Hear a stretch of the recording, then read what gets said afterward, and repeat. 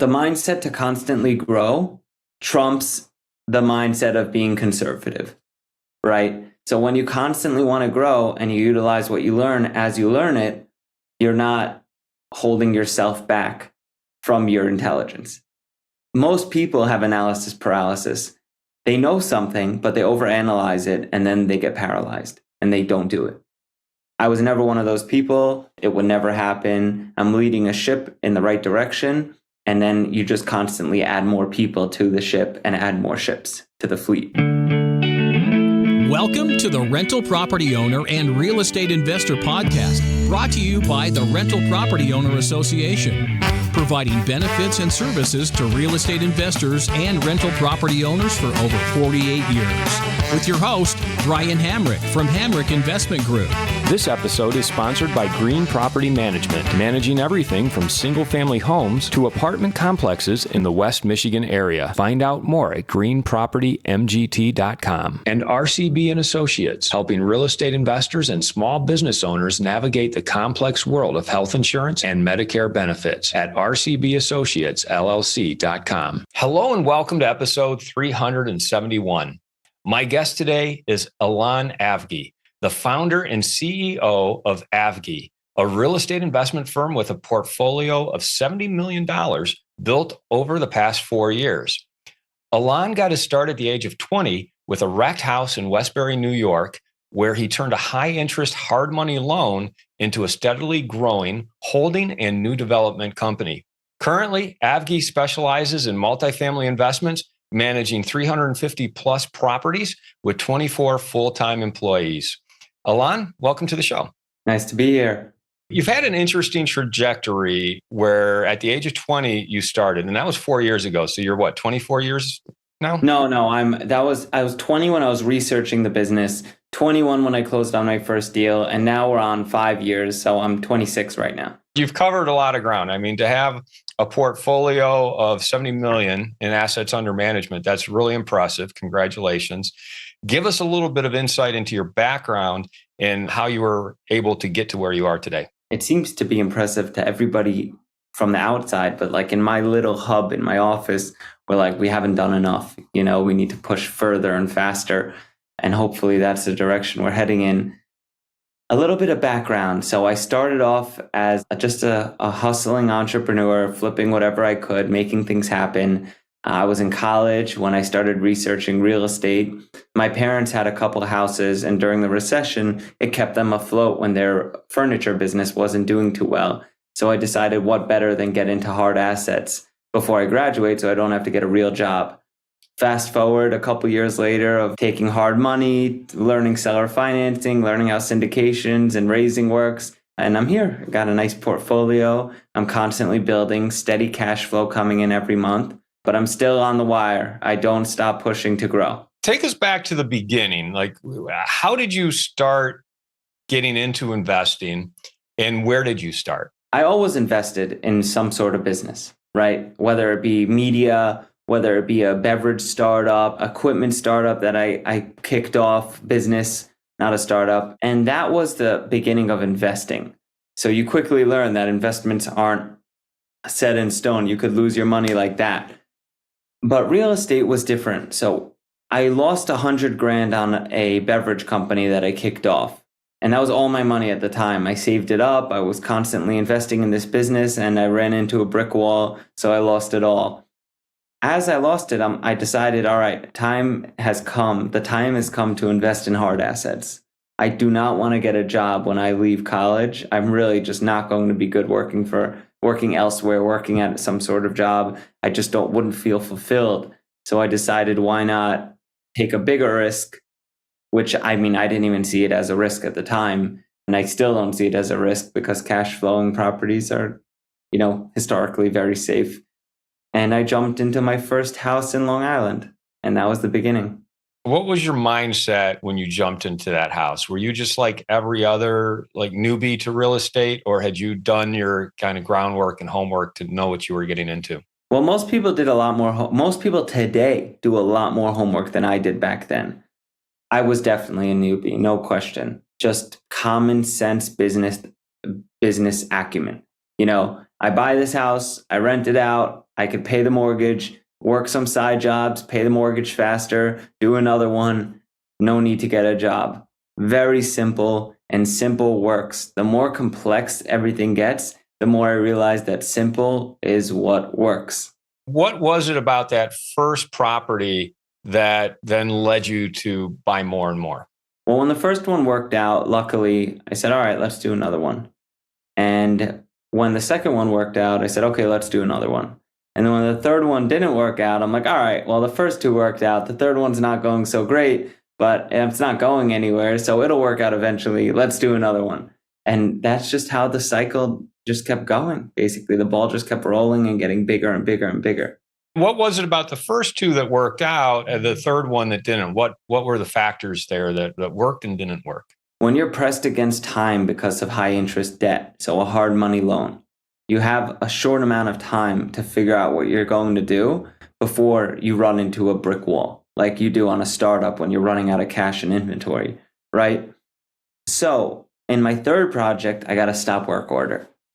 And I get a stop work order in the middle of, at the time, $250,000 hard money loan. I'm not a wealthy guy. At the time I had no money. So to lose that time, that precious, precious time was detrimental.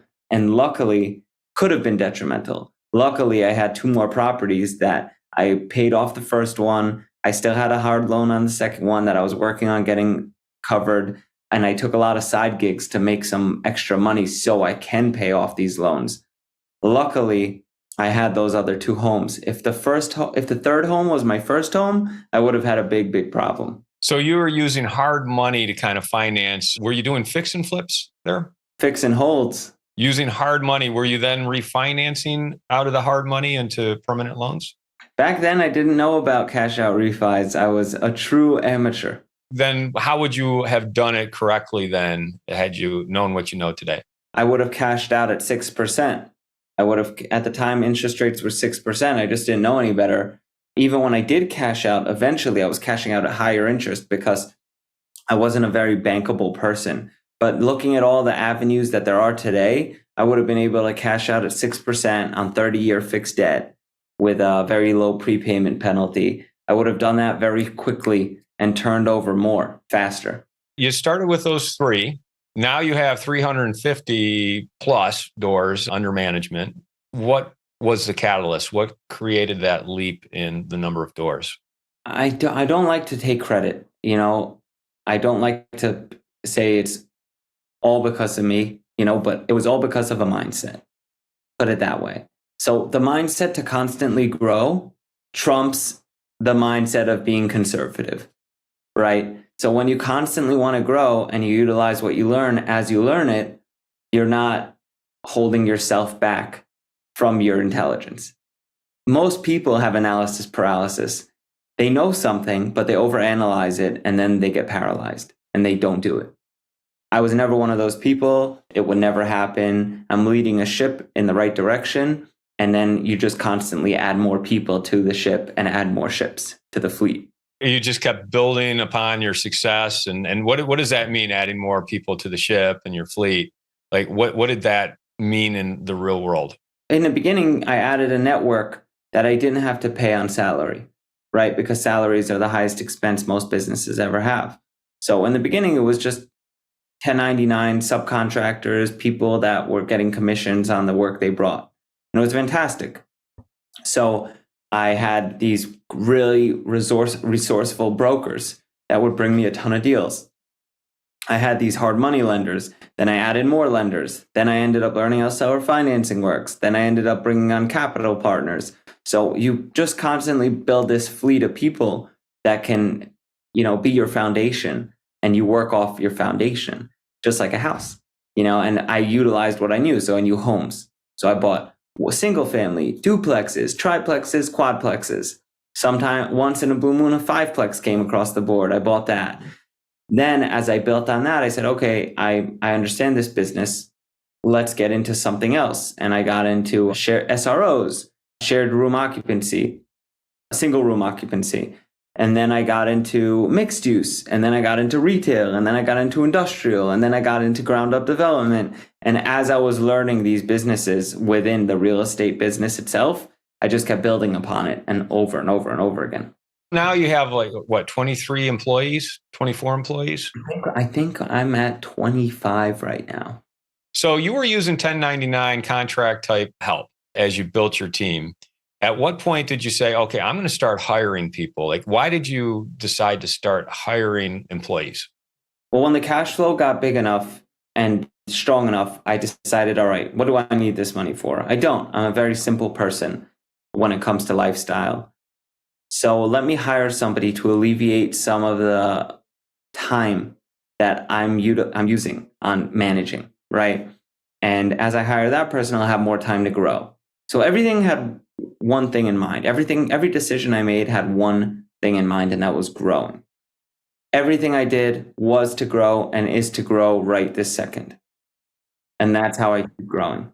That first hire that you made, what was the key position that you were filling that allowed you to grow? At the time, it was rent collections and issues and leasing. So it was 3 in 1, basically. So were you managing your properties yourself and then you started hiring people to take on that function? Naturally, of course. Avgi is a full service management company now. That's where you're. Absolutely not. I have a separate management company that I am not active in at all. And they deal with everything under the sun when it comes to in-house and outsourced property management. I don't even want to look at that division. I'm focused on growing. I only get involved to help better the processes, the type of framework that we put into place when we're either bringing in new leases, new tenants, or if there's ever delinquency issues. So I maybe spend 2 to 3 days a month with the management team. Then you must be growing in ways other than real estate, because you've got 24 people who are in your employee. Talk about some of the functions that they're taking on that are allowing you to grow in different directions. I have a small shop. So a small shop to have 25 people is too many. So what does that encompass, right? You have a couple people on the management side, a couple people on the construction side. In-house construction is vital to keeping costs low when you're small, right? As you do monster projects, subbing out actually saves you more money than in-house. But that's just the way the cookie crumbles. So right now I'm still small. We still take on small projects. But we're exponentially growing because of the types of software we're utilizing and the types of networks we're building. So now a couple of people are devoted to the asset management and raising side. We're aggressively raising and building out these portals and systems to raise a lot of money from small, large, and institutional investors across the board and buy more institutional class assets. That's been the grunt of my time. Now we're underwriting and working on deals between 50 to 400 units in the residential space, 20 to 150,000 square feet in the commercial space. And that is very, very time consuming. A lot of it is kind of filling your pipeline of opportunities. Is that where some of the people are helping out? And then also filling your pipeline of investor equity that you can bring into these opportunities. Correct. I mean, most of the people are in management and construction, right? That could be 18 people. Then you have 7 on the growth, raising, opportunistic side. I'd like to take a moment to tell you about Green Property Management. Not only do they manage everything from single-family homes to apartment complexes in the West Michigan area, they also manage my entire portfolio. So I can tell you from personal experience that their unique flat fee management style is worth a closer look. If you feel that your property isn't operating to its fullest potential, then Green Property Management can help you take a holistic approach that will save you money, eliminate your headaches, and increase your net income. And if you're a property manager interested in applying Green Property Management's model, give them a call at 1-866-95-GREEN or visit them on the web at greenpropertymgt.com.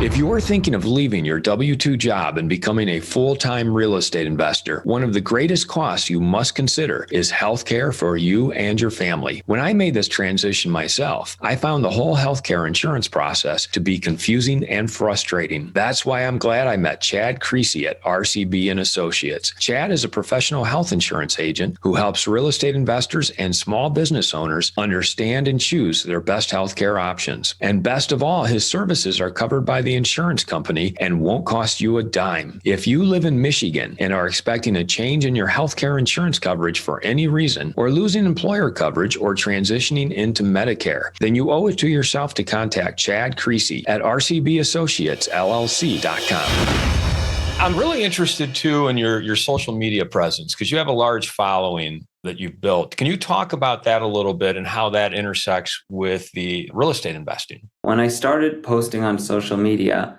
this one person found me pretty interesting in the type of deals I was doing, that I was getting these great returns. I was borrowing hard money. I would constantly talk about it. I wasn't looking for anything at the time. Till this day, I don't actively push anything on my social media except for education, knowledge, and lifestyle stuff.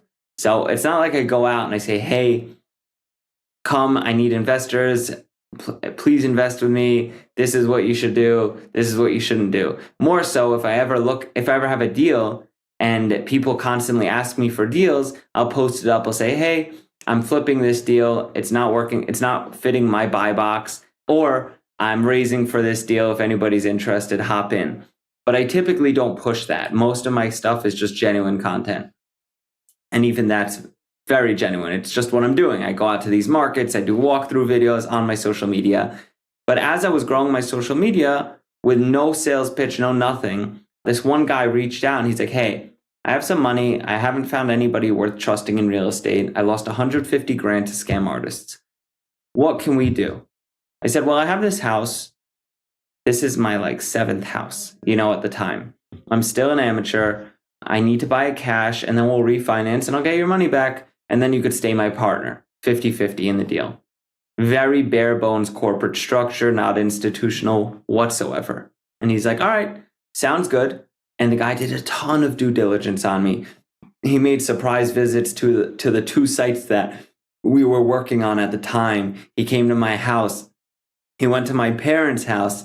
He did a ton of due diligence. I still, till this day, tell him he did more due diligence than any investor I've ever raised from. And I have 100 investors now. And till this day, he's one of my best friends and investors. And he invested with me $700,000, all through social media. So when that happened, I realized, all right, I think something's here. I think I should keep focusing on this. So what social media platforms do you leverage? Instagram is the big one. I'm very active on Instagram, TikTok, Twitter, Facebook, YouTube, LinkedIn. I don't do any Snapchat. And that's it, those 6. Which ones give you the best connections with high net worth investors? I got to say LinkedIn is up there. LinkedIn is up there. If I focused more on Facebook, it would probably be a lot from there. But I'm not a Facebook guy. It's not where I spend a lot of time. Instagram, I make a lot of connections. So it's the top 2 are definitely Instagram and LinkedIn. Tips for our listeners who want to leverage social media. What are the top 2 or 3 things you would suggest that they do? A lot of people are on social media now, making videos. Everyone's a guru. What you have to do is be interesting.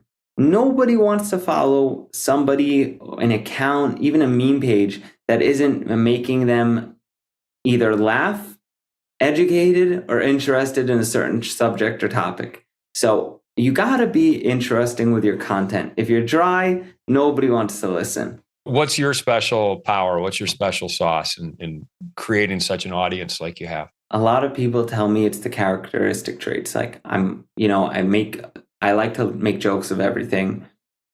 I'm very direct and it's all real. I'm young and I'm out there and I'm just doing it. So I think people appreciate that. I tell people as it is. I make people laugh. And then sometimes there's opportunities in the mix. So, Allon, we're recording this early January 2023. When you look ahead to the rest of the year, which we have the whole year ahead of us at this point, what do you see for your 2023? I would like to close on $150 million in acquisitions in 2023. Given the economy, there's a lot of fear with the recession, possibly looming, higher interest rates.